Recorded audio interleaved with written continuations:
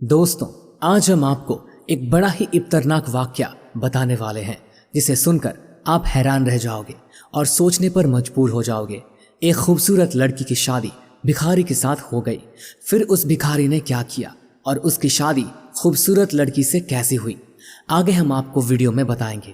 لیکن اگر آپ نے اس ویڈیو کو لائک نہیں کیا ہے تو اسے لائک ضرور کر لیں۔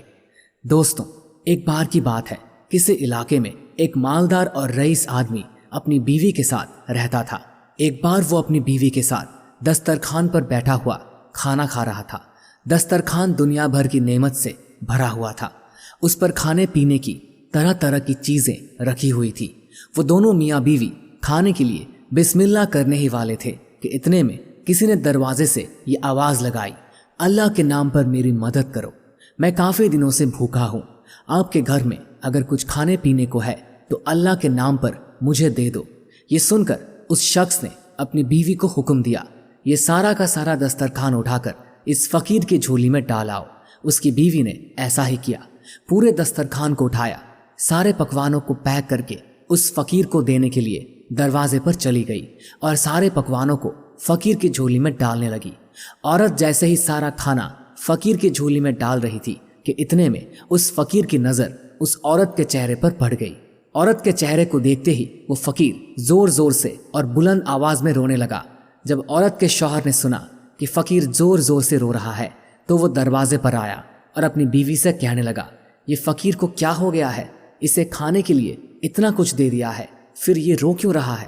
بیوی بولی، آپ اندر چلیے، میں آپ کو سب کچھ بتاتی ہوں۔ اس کے بعد دونوں میاں بیوی گھر کا دروازہ بند کر کے اندر آ گئے۔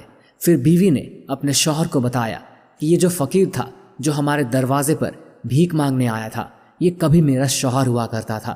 کئی سال پہلے یہ فقیر اس شہر کا سب سے مالدار اور سب سے رئیس آدمی تھا، اور آج ہم جس کوٹھی میں رہ رہے ہیں یہ اس کا مالک تھا، اور میرا پہلا نکاح بھی اسی شخص کے ساتھ ہوا تھا۔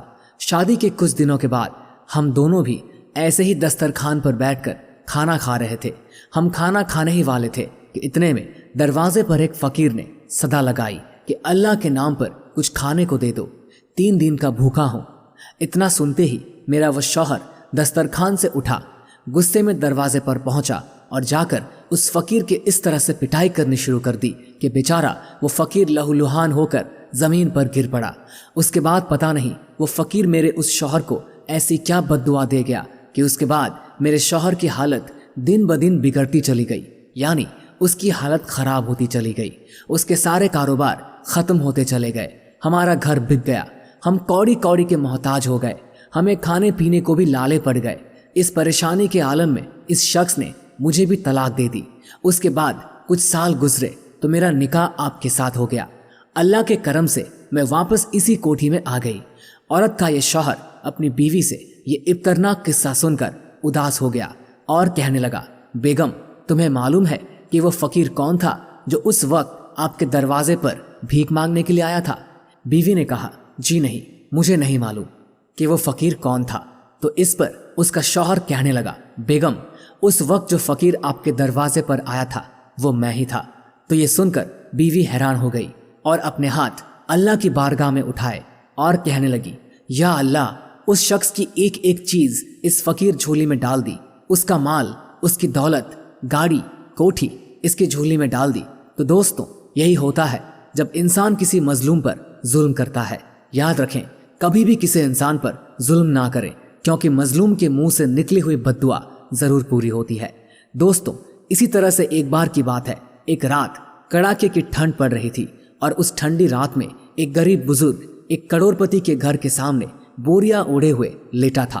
وہ ارب پتی آدمی اپنے گھر سے کہیں باہر گیا ہوا تھا۔ جب وہ واپس آیا تو اس نے دیکھا کہ اس کے گھر کے سامنے کوئی سردی کی رات میں بوریا اوڑھے پڑا ہوا ہے۔ وہ اس شخص کے پاس گیا اور اس نے دیکھا اس بوریوں میں ایک بزرگ انسان پڑا ہوا ہے۔ اس نے پوچھا، بابا کیا آپ کو ٹھنڈ رات میں سردی محسوس نہیں ہو رہی ہے؟ اور تمہارے پاس تو پہننے اور اوڑھنے کے لیے بھی کچھ نہیں ہے، آپ یہیں پر رکو، میں اندر سے کچھ کپڑے لے کر آتا ہوں۔ یہ سن کر اس بزرگ نے کہا، صاحب رہنے دیجئے، مجھے اس طرح سے سونے کی عادت سی ہو گئی ہے۔ لیکن وہ کروڑ پتی کہنے لگا، نہیں، میں ابھی آپ کے لیے کپڑے لے کر آتا ہوں۔ اس کے بعد میں وہ اپنے محل کے اندر چلا گیا۔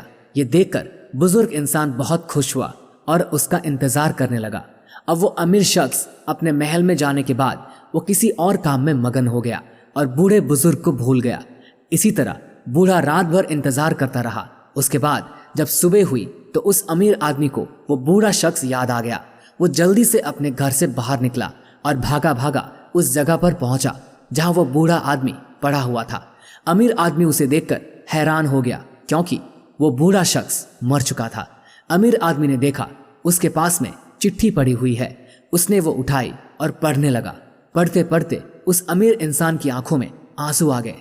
اس چٹھی میں لکھا ہوا تھا، صاحب آج کے بعد کسی انسان کے ساتھ وعدہ مت کرنا۔ جب تک میرے پاس کپڑے نہیں تھے تو میرے اندر اتنی طاقت تھی کہ میں سردی سے لڑ سکتا تھا، لیکن جب آپ نے مجھے میری مدد کرنے اور کپڑے لا کر دینے کا وعدہ کر لیا تو پھر میں آپ کے وعدے کے ساتھ جڑ گیا اور آپ کے وعدے نے میری طاقت کو ختم کر دیا۔ تو دوستوں یاد رکھنا، اگر آپ اپنے وعدے کو نبھا نہیں سکتے تو پھر کسی غریب کے ساتھ اپنے وعدے کو مت کرنا، کیونکہ ہو سکتا ہے کہ وہ آپ کے لیے اتنا زیادہ ضروری نہ ہو لیکن وہ کسی اور کے لیے سب کچھ ہو۔